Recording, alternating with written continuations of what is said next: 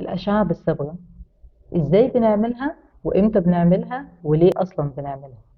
إزاي بنعملها؟ عن طريق إننا بندخل من خلال المهبل ونحقن الصبغة من خلال عنق الرحم علشان ترسم لنا الرحم وقنوات فالوب.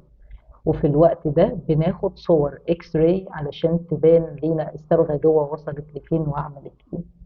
بنعملها تاني يوم انتهاء الدورة الشهرية بتاعتك. ممكن تطلبي من دكتورك انك تعمليها بتخدير، وممكن تستخدمي بس مجرد مسكن لتسكين الألم. وظيفتها حاجتين، ليها وظيفة تشخيصية ووظيفة علاجية. وظيفة تشخيصية إن الصبغة وهي داخلة وبترسم المنظر جوه بتبين لنا لو في مشكلة تشريحية في تجويف الرحم، زي وجود حاجز رحمي، زي وجود زايدة رحمية أو أورام ليفية، وفي نفس الوقت لو في انسداد في أحد قنوات فالوب أو في التهاب فيها بيبان. في نفس الوقت وظيفة علاجية إنه الصبغة نفسها وهي داخلة لو في التصاقات بسيطة جوه قناة فالوب قادرة إن هي تفكها بأمر الله. لو طلعت الأشعة طبيعية بنستنى بعديها 6 شهور قبل ما ناخد الخطوة التانية في رحلة البحث عن الحمل.